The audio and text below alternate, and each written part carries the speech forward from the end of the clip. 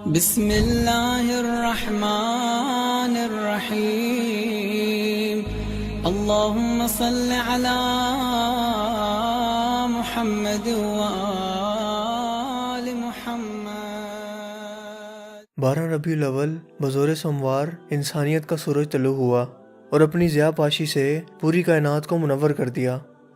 یہی وہ مبارک دن تھا جس کے ساتھ انسان کی انسانیت اور انسان کی فلاح و بہبود کو ہمیشہ کے لیے وابستہ کر دیا گیا۔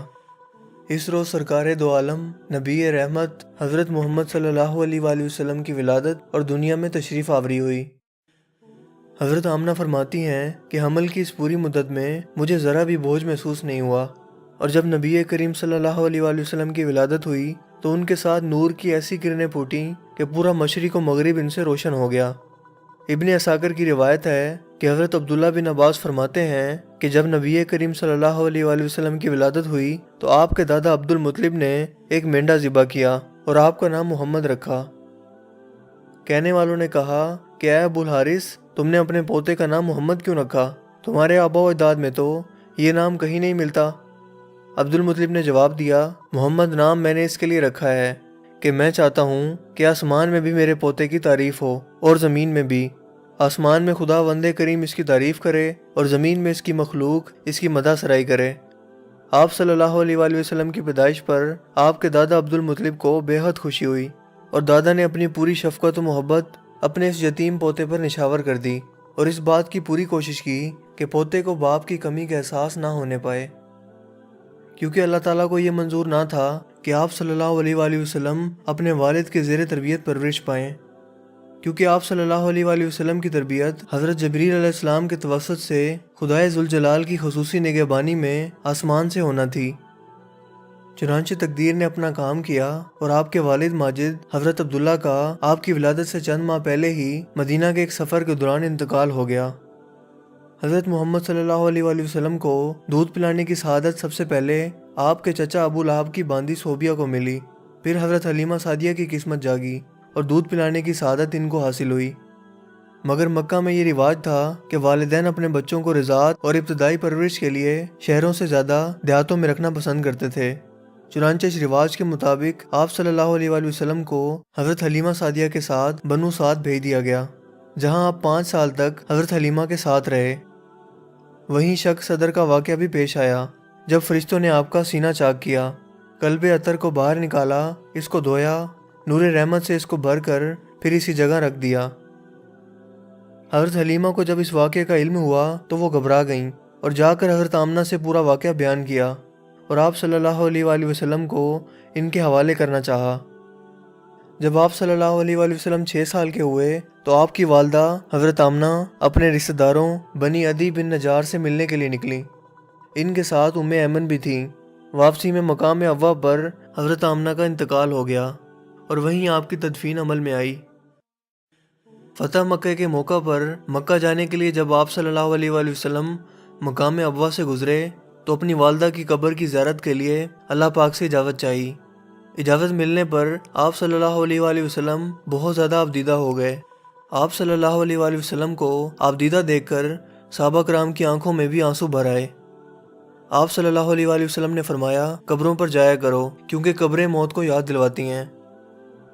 والدہ کے انتقال کے بعد آپ کی کفالت کی ذمہ داری آپ کے دادا عبد المطلب نے اپنے ذمہ لے لی۔ جب آپ کی عمر 8 سال ہوئی تو آپ کے دادا کا بھی انتقال ہو گیا۔ آپ کے دادا عبد المطلب نے اپنے بیٹے ابو طالب کو بلا کر آپ کی دیکھ بھال کی ذمہ داری سونپی تھی۔ ابو طالب نے اپنے باپ کی وصیت پر پوری طرح عمل کیا اور ہر موقع پر آپ صلی اللہ علیہ وآلہ وسلم کا پورا خیال رکھا۔ انہوں نے آپ صلی اللہ علیہ وآلہ وسلم کی پوری طرح تائید کی، ہر طرح سے مدد کی اور اپنے چچا ہونے کا حق ادا کیا۔ بچپن ہی سے اللہ تعالیٰ نے آپ کو تمام برائیوں سے محفوظ رکھا جو اس جاہلی معاشرہ میں عام تھیں اور جن سے بچنا صرف خدا ہی کی مدد سے ممکن تھا۔ آپ صلی اللہ علیہ وآلہ وسلم نے نہ کبھی بتوں کی عبادت کی، نہ کبھی ان کی تعظیم کی اور نہ ہی کبھی شراب پی، نہ کبھی جوا کھیلا، نہ کبھی جھوٹ بولا اور نہ ہی کبھی وعدہ خلافی کی اور نہ ہی کبھی قریش کے نوجوانوں کے ساتھ فسق و فجور کی محفلوں میں شرکت کی۔ آپ صلی اللہ علیہ وآلہ وسلم کی ذات ہر عیب سے پاک اور ہر نقص سے مبرہ تھی۔ اسی پاکیزگی کی وجہ سے آپ کو طاہر کا اور اسی سچائی کی وجہ سے، آپ کو صادق کا اور اسی ایمانداری کی وجہ سے آپ کو امین کا لقب ملا۔ مکہ کے لوگ آپ کا ہر فیصلہ قبول کرتے اور آپ کی رائے تسلیم کیا کرتے تھے۔ اس کا سب سے بڑا ثبوت حجر اسود کو اس کی جگہ پر رکھنے کا واقعہ ہے۔ آپ ہی کے فیصلے پر چادر لائی گئی، حجر اسود کو چادر کے بیچ میں رکھا گیا اور مختلف قبیلے کے لوگوں نے چادر کا کونا پکڑا اور حجر اسود کو اس کے مقام تک پہنچایا۔ پھر آپ صلی اللہ علیہ وآلہ وسلم نے خود پتھر کو اٹھایا اور اس کو اس جگہ پر رکھ دیا۔ اس پر سب کے دل مطمئن ہو گئے اور قبائل کے درمیان جنگ کی جو آگ بھڑکنے والی تھی وہ بھڑکتے بھڑکتے رہ گئی۔ حضرت جبیر بن محتم سے مروی ہے کہ رسول کریم صلی اللہ علیہ وآلہ وسلم نے فرمایا کہ میرے کچھ نام ہیں، میں محمد ہوں، احمد ہوں، ماہی ہوں۔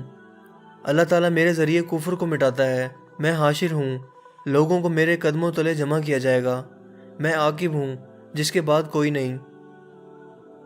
آپ صلی اللہ علیہ وآلہ وسلم کو بنی ہاشم سے منتخب کیا گیا، جو قریش کی چیدہ برگزیدہ شاخ ہے اور عربوں میں سب سے عالی نسب ہے، اور اس کی نسبت مکہ مکرمہ سے ہے جو کہ سب سے زیادہ اللہ کو محبوب ہے۔ خود آپ صلی اللہ علیہ وآلہ وسلم نے فرمایا کہ اللہ تعالیٰ نے حضرت ابراہیم علیہ السلام کی اولاد میں سے حضرت اسماعیل کو چنا، اور بنی اسماعیل میں کنانا کو، اور بنی کنانا سے قریش کو، اور قریش سے بنی ہاشم کو، اور مجھ کو بنی ہاشم سے منتخب فرمایا۔ نبی کریم صلی اللہ علیہ وآلہ وسلم کے فضائل و محاسن اتنے زیادہ ہیں کہ ان کا شمار کرنا بھی کسی کے بس کی بات نہیں۔ قرآن کریم آپ کے اخلاق کی گواہی کچھ یوں دیتا ہے: اے محمد صلی اللہ علیہ وآلہ وسلم، آپ بلند ترین اخلاق پر فائز ہیں۔ وہی تو ہے جو آپ صلی اللہ علیہ وآلہ وسلم پر رحمت بھیجتا ہے، اور اس کے فرشتے بھی، تاکہ آپ لوگوں کو اندھیروں سے نکال کر روشنی کی طرف لے جائیں، اور اللہ مومنوں پر مہربان ہے۔ اے محمد صلی اللہ علیہ وآلہ وسلم، کیا ہم نے تمہارا سینہ کھول نہیں دیا اور تم پر وہ بوجھ اتار دیا جس نے تمہاری پیٹھ توڑ رکھی تھی اور تمہارا ذکر بلند کیا؟ آپ صلی اللہ علیہ وآلہ وسلم اپنی خواہش سے کوئی بات منہ سے نہیں نکالتے، لیکن آپ جو کچھ بھی کہتے ہیں وہی کے مطابق کہتے ہیں۔ اعلان نبوت سے قبل آپ صلی اللہ علیہ وآلہ وسلم کی پوری قوم آپ کی سچائی اور ایمانداری کی متعارف تھی۔ آپ کے سخت ترین دشمن بھی آپ صلی اللہ علیہ وآلہ وسلم کو صادق اور امین کے نام سے پکارتے تھے۔ اپنے مخالفین کے درمیان بھی آپ صادق و امین کے لقب سے جانے جاتے تھے۔ ابو جہل کے بغض و دشمنی سے کون واقف نہیں، لیکن جب اس سے بھی پوچھا گیا کہ محمد سچے ہیں یا جھوٹے، تو انہوں نے کہا کہ تم ہلاک و برباد ہو۔ یہ بھی بھلا کوئی پوچھنے کی بات ہے؟ خدا کی قسم، محمد صلی اللہ علیہ وآلہ وسلم سچے ہیں، اور محمد نے کبھی جھوٹ نہیں بولا۔ جب آپ صلی اللہ علیہ وآلہ وسلم پر پہلی وحی نازل ہوئی تو آپ حضرت خدیجہ کے پاس گھبراتے ہوئے آئے اور ان سے کہا کہ مجھے چادر اڑا دو۔ حضرت خدیجہ نے آپ صلی اللہ علیہ وآلہ وسلم سے کہا کہ اللہ تعالیٰ آپ کو ہرگز کبھی رسوا نہیں کرے گا۔ آپ تو صلہ رحمی کرتے ہیں، دوسروں کا بوجھ اٹھاتے ہیں، مصیبت زدہ لوگوں کی مدد کرتے ہیں، مہمانوں کی خاطر کرتے ہیں، اور اپنے حق کے راستے میں لوگوں کی مدد کرتے ہیں۔ حضرت عبداللہ بن عباس فرماتے ہیں کہ جب یہ آیت نازل ہوئی کہ اپنے قریبی رشتہ داروں کو ڈرائیے، تو حضور اکرم صلی اللہ علیہ وآلہ وسلم کوہ صفا پر چڑھے اور بلند آواز میں آواز لگائی: یا صباحا۔ آواز کا کانوں میں پڑنا تھا کہ سب لوگ آپ صلی اللہ علیہ وآلہ وسلم کے ارد گرد جمع ہو گئے۔ آپ نے فرمایا کہ میں اگر تم سے یہ کہوں کہ وادی کا ایک لشکر تم پر حملہ کرنا چاہتا ہے تو کیا تم میری بات مان لو گے؟ سب نے یک زبان ہو کر کہا کہ بے شک ہم نے آپ صلی اللہ علیہ وآلہ وسلم کو ہمیشہ سچا جانا ہے۔ آپ نے فرمایا میں تمہیں ایک دردناک عذاب سے ڈرانے والا ہوں۔ آپ کی سچائی اور ایمانداری نے آپ کی دعوت کے سلسلے میں مشرکین کو مشکل اور بے چینی میں مبتلا کر رکھا تھا، اور وہ آپ کو کبھی جادوگر کہتے تو کبھی شاعر، کبھی مجنوں، کبھی جھوٹا، اور کبھی بددیانت آپ کو کہہ کر پکارتے اور لوگوں کو آپ کے بارے میں گمراہ کرنے کی کوشش کرتے۔ حضور اکرم صلی اللہ علیہ وآلہ وسلم کی دنیا میں آمد سے قبل بہت سے انبیاء کرام نے آپ کے آنے کی بشارت دی۔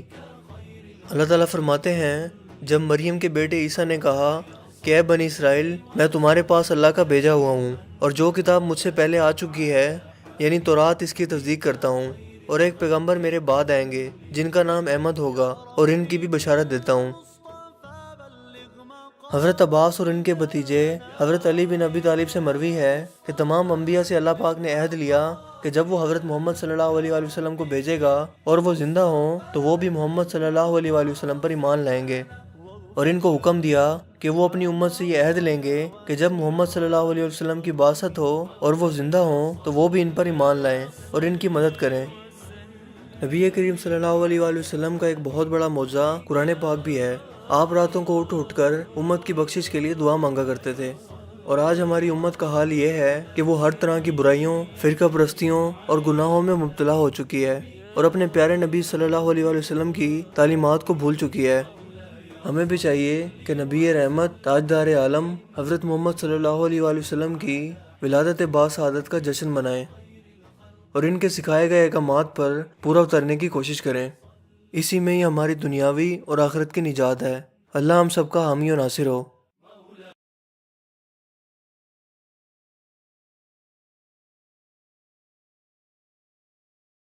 امید ہے کہ آپ کو ہماری یہ چھوٹی سی کاوش ضرور پسند آئی ہوگی۔ اگر ویڈیو آپ کو پسند آیا ہو تو اپنی پسندیدگی کا اظہار اس ویڈیو کو لائک کر کے اور شیئر کر کے ضرور کیجیے گا۔ مزید اس طرح کی ویڈیوز کے لیے آپ ہمارے چینل کو ضرور سبسکرائب کیجیے۔ چینل کو سبسکرائب کرنے کے بعد بیل کے آئیکن پر بھی ضرور کلک کیجیے تاکہ اس طرح کی ہر نئی آنے والی ویڈیو کا نوٹیفیکیشن آپ کو سب سے پہلے مل سکے۔ آپ اپنی رائے کا اظہار کمنٹس میں بھی کر سکتے ہیں۔ میرا نام ہے حسیب شفقت اور آپ دیکھ رہے ہیں ہنسی ٹی وی۔ میں ملوں گا آپ سے ایک نئی انٹرسٹنگ ویڈیو میں، تب تک کے لیے اپنا بہت سا خیال رکھیے گا۔ Thanks for watching. اللہ حافظ۔